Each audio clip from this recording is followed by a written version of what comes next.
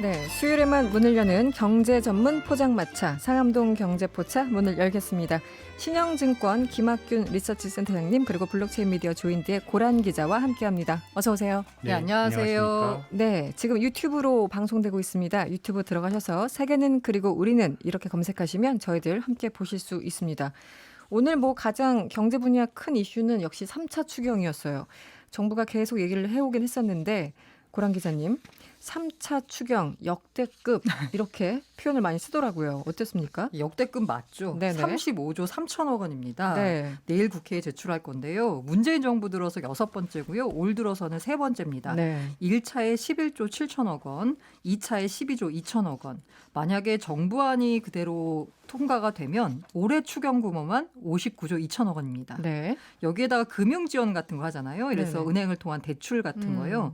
이것까지 다 포함하면 코로나19 대응에 정부가 쓴 돈이 270조 원입니다. 어마어마하네요, 진짜. 올해 210조. GDP 정부 추정치의 14%에 이릅니다. 네. 또 이걸 추경안을 놓고 보면 금융위기 당시 2009년이 역대급이라고 했는데 그때가 28조 4천억 원이었거든요. 네. 역대급이라는 걸 더 넘어서는 훨씬 역대급입니다. 넘어서는. 네.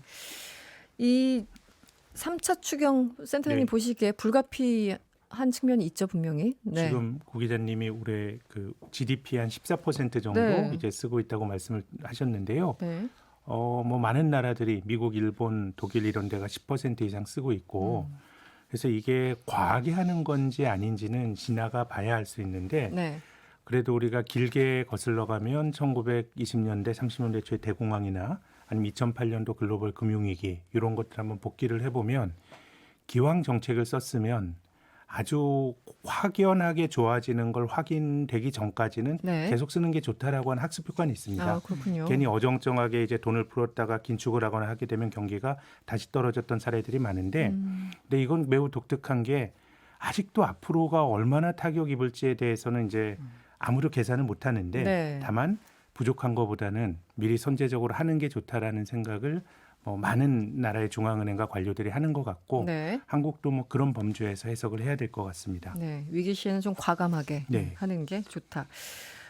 효과는 이게 이렇게 써서 효과가 네. 있으면은 가장 좋지만 네, 효과가 또 생각보다 안 나면 이것도 참 그것 역시 말썽이에요. 네. 시간이 지나봐야 검증이 가능한데 네, 네. 근데 이 35조 원 추경 중에서 사실 뭐 장기적인 성장 잠재력 이런 것과 관련된 부분이 아주 많지는 않습니다. 네네. 한 11조 원은 경기가 안 좋으니까 세금 덜 거칠 부분에 대해서 좀 완충을 하기 위해서 하는 거고요. 또 지금 어려운 기업들 돕는 거, 당장 어려운 기업들 돕는 게 한 5조 원이고 고용이나 사회 안전망 확충 이런 쪽도 어떻게 보면 당장 어려운 거를 좀 돕는 거거든요. 그렇죠. 네. 그래서 경기 부양 패키지는 한 5조 원 정도가 들어가는데 지금 뭐 크게 보면은 이제 그 여당에서 통용이 되는 말은 이제 한국판 뉴딜이라고 하는 게 네. 뭐 그린 뉴딜이나 아니면 디지털 뉴딜이나 논란은 있습니다만은 한국판 뉴딜을 뭐 5년 동안 76조 원을 쓰겠다는 거 아닙니까? 그것과 관련한 게 5조 원 정도 들어갔기 때문에 일단은 5조 원. 35조 원 중에서 5조 원이기 때문에 사실 성장을 위해서 쓰기보다는 지금은 어려운 거 막는 게 큰 것 같고 근데 뭐 지금 뭐 그 경제적 진보주의자들은 그린 뉴딜인데 그린이 빠졌다 뭐 이런 논란들이 굉장히 그 많아요. 얘기도 또 있죠. 디지털은 네, 네. 방향은 맞는 것 같은데 이게 일자리를 만들 수 있을까 논란이 굉장히 많기 때문에 일단은 어려운 응급 처방이고 앞으로 성장을 위한 부분들은 앞으로 컨센서스를 좀 모아가면서 해야 되지 않을까. 일단은 뭐 응급 처방이라고 보는 게 맞을 것 같습니다. 강하다. 이게 추경으로 해서 뭐 이렇게 도와주고 어려운 부분 메꾸고 이런 건 당연히 이제 정부가 또 할 일이긴 한데 우리가 미국처럼 막 달러를 찍어놓은 나라도 아니고 돈이 뚝 떨어지는 게 아니잖아요.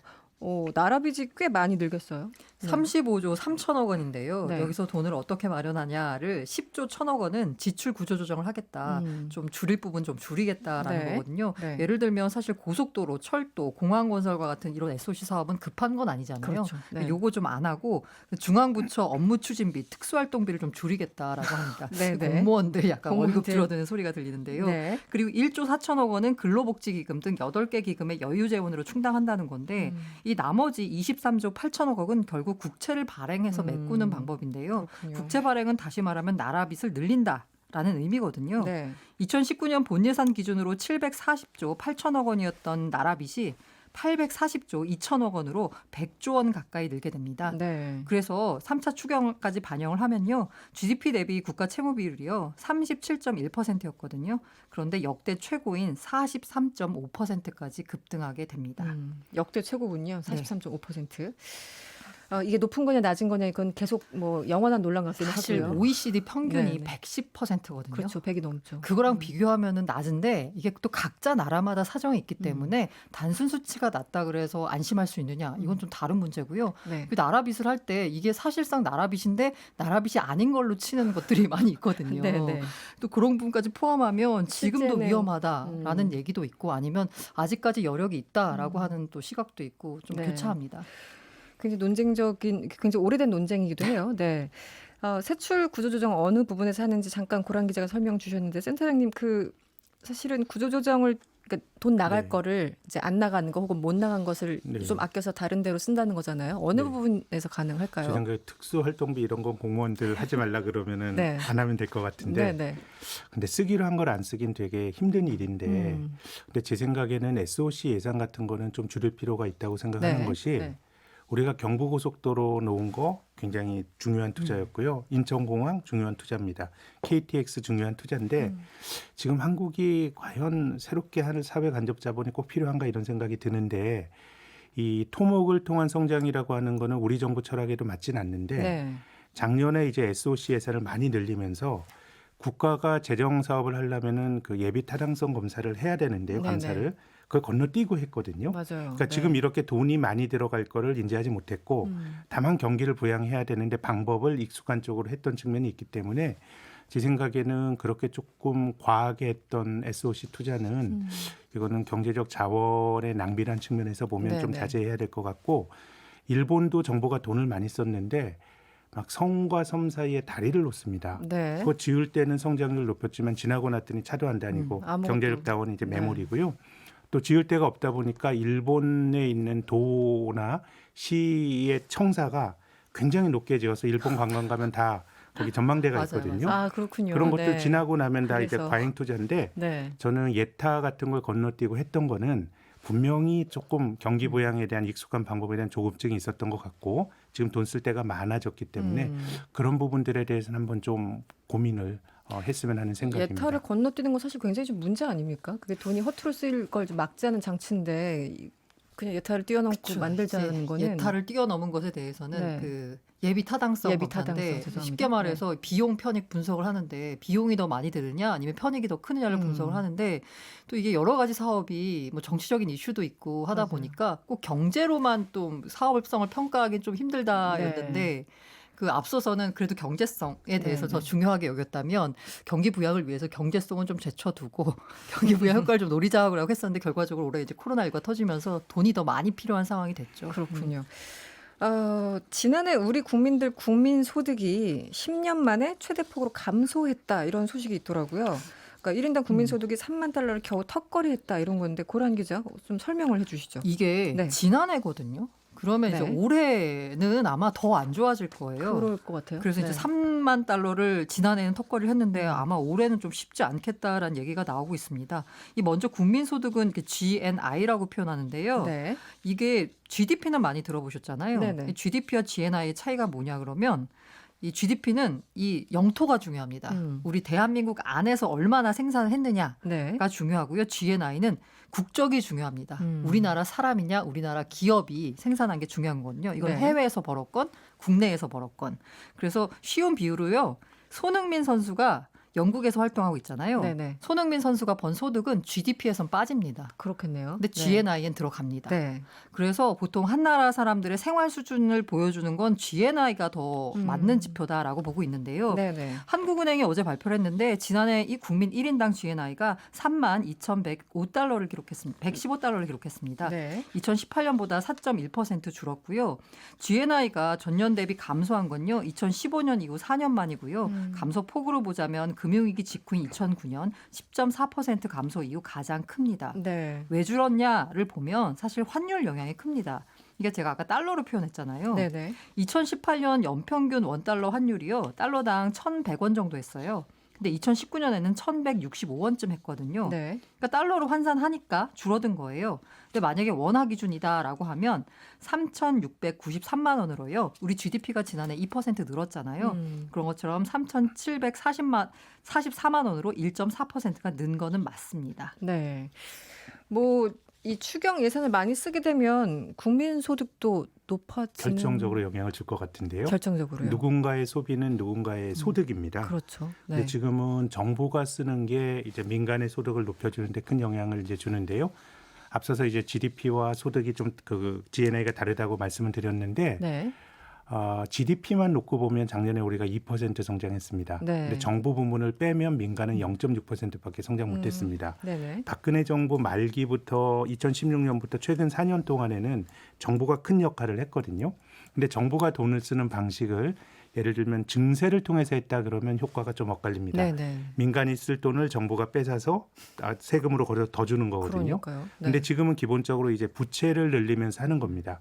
우리가 개인으로 생각해 보면 부채는 나중에 못 받는 게 문제지, 못 갚는 게 문제지. 네. 빌릴 수 있으면은 남들의 노는 돈 빌려서 내가 쓰는 거거든요. 그래서 지금은 전체적으로 올해뿐만 아니라 최근 몇 년 동안은 정부가 민간의 소득을 보존해주는 역할을 결정적으로 네. 했다고 볼 수 있습니다. 그렇군요. 알겠습니다. 추경 효과와 국민소득. 이번에는 또 증시 얘기를 안 할 수 없죠.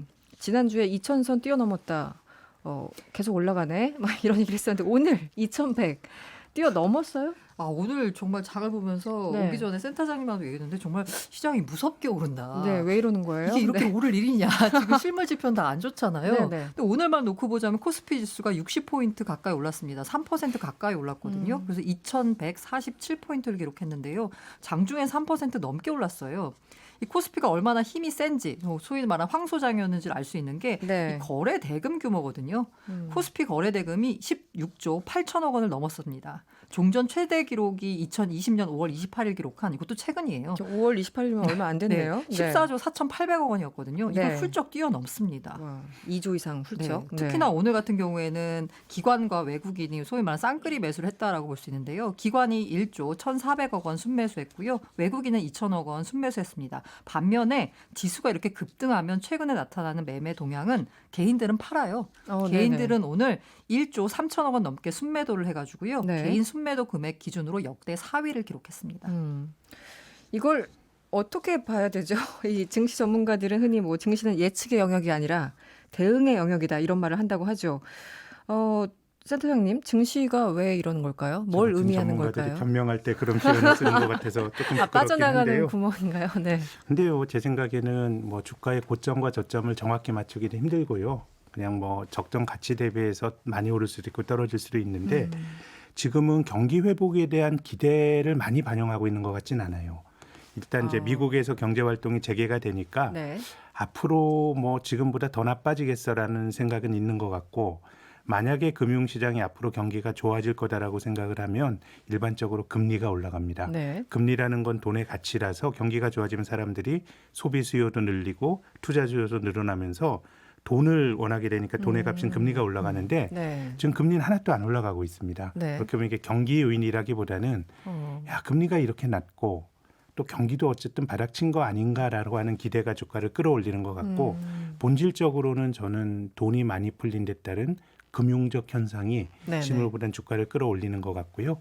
그래서 뭐 우리가 느끼는 삶의 어떤 체감하는 것과 자산 시장의 괴리가 굉장히 커진 것 같고 한마디만 더 말씀을 드리면 주가가 조금 선행하는데요. 지난 2월, 3월에 주가가 급하게 떨어질 때 네. 2월, 3월의 경제 지표는 안 나빴습니다.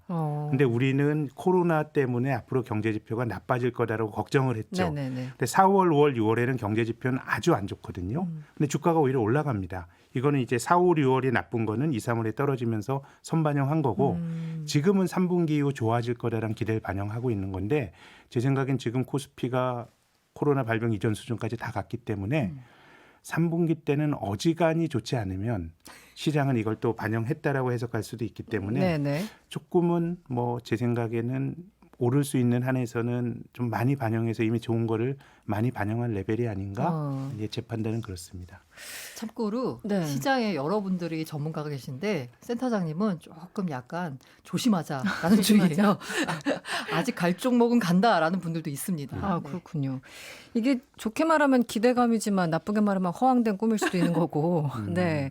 그러니까 사람들이 지금 심리는 이미 나빠질 만큼 소위 말하면 바닥졌다. 나빠질 네. 만큼 나빠지고 더 이상 더 나빠지겠어? 약간 이런 기대감? 네, 뭐 이런 것들 주가라고 약간- 하는 게 사실 기대감에 따라 형성이 되는 건데 지금 좋게 볼 수도 있고 나쁘게 볼 수도 있는데 당장은 돈이 많이 풀려 있기 때문에 시장은 좀 좋은 쪽으로 해석을 하고 있는 것 같습니다. 네. 고란 기자, 오늘 삼성전자 주가가 급등했다고 했는데, 네. 이게 어떻게 된 겁니까? 외국인 뭐 기관에서 샀다, 그리고 개인은 팔았다, 여러 가지 네. 보도들이 있는데 설명을 좀 해주시죠. 기관들이 많이 네. 샀어요. 그리고 외국인은 그간 줄창 팔다가 네. 오늘은 샀거든요. 그러니까 효과가 배가 되는 겁니다. 음. 일단 안 팔기만 해도 다행이다. 약간 이런 네, 네, 느낌이거든요. 그래서 오늘 삼성전자가요. 그 6% 가까이 올랐습니다. 6%. 예, 네. 굉장히 많이 올랐죠. 네. 그래서 이게 종가 기준 직전, 오늘 종가 기준 직전 최고가가요. 3월 11일 날 기록했던 52,100원이었는데요. 이걸 훌쩍 뛰어넘어서 54,500원으로 마감을 했습니다. 네네. 이게 만약에 3월 2일부터 6월 2일까지 만약에 삼성전자의 평균 매수 단가가 개인들 같은 경우에 49,000원 수준이거든요. 그러면 수익률이 11.2%입니다.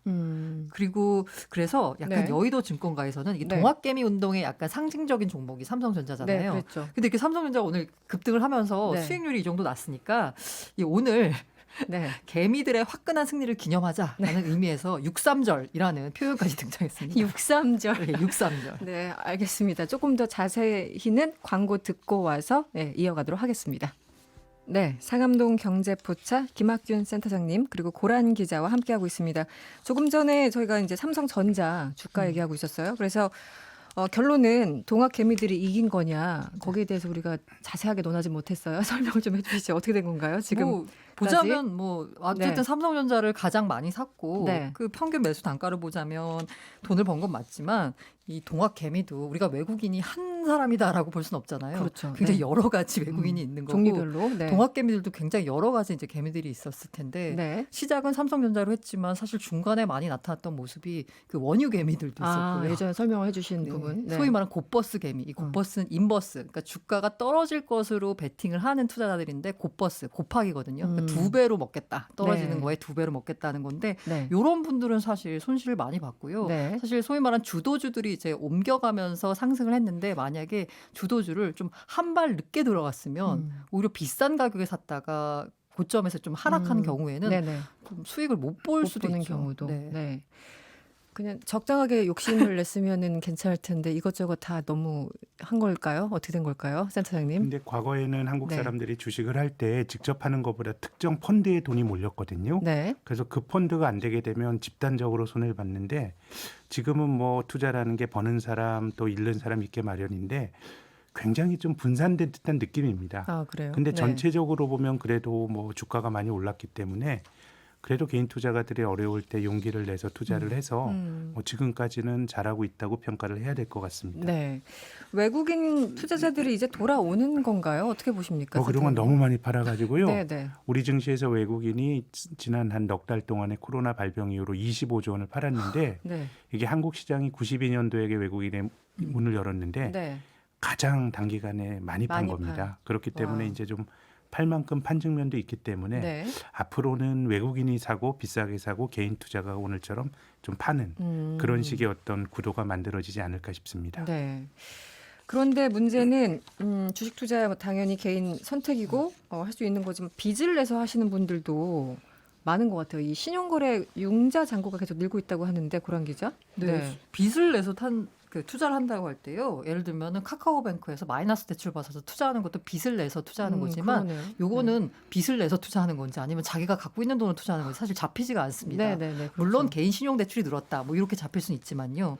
그런데 이거 말고 신용거래 융자 잔고라고 하는 건요. 네. 주식을 살 때 내가 1,000만 원만 있어도 그걸 뭐 1,500만 원치 살 수도 있고요. 뭐 1,400만 원치 살 수도 있고 종목별로 다 다른데 이렇게 네. 신용을 통해서 산다라고 할 수 있습니다. 아, 그렇군요. 이게 왜 이렇게 하냐면 네. 내가 가진 돈보다 이게 주가가 분명히 오를 것 같아. 그러면 더 많이 사면 그 수익을 더 벌 수 있는 거잖아요. 그렇죠. 그러니까 주가가 오른다라고 생각을 하면 신용 거래를 통해 가지고 주식을 매수합니다. 나중에 갚으면 되니까. 맞아요. 더 큰 수익을 얻을 수 있고요. 다만 이게 그냥 클릭 몇 번만 하면 바로 더 살 수 있거든요. 근데 쉽게 네, 가능하군요. 맞아요. 그 증권사 거래 사이트에서. 그래서 네. 이제 신용거래 같은 경우에는 여기 증권사들 수익을 돈을 어디서 버느냐라고 하면 수수료가 거의 없잖아요. 요거 빌려줘가지고 요 대출 이자가 되게 비쌉니다. 요걸로 돈을 많이 버는데 네. 이 잔고가요. 지금 현재 보면은 그 지난 2007년에요. 네.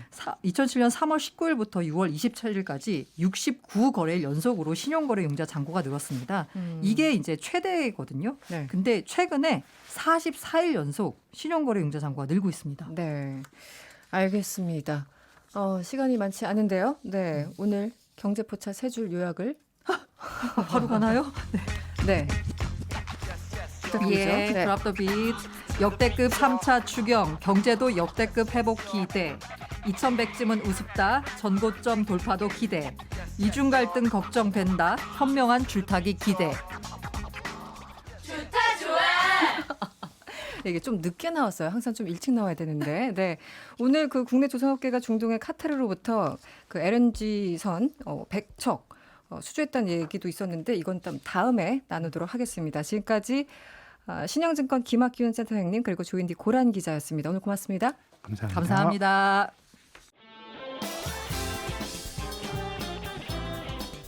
여러분의 퇴근길을 꽉 채워드립니다. 평일 저녁 6시 5분 이승원의 세계는 그리고 우리는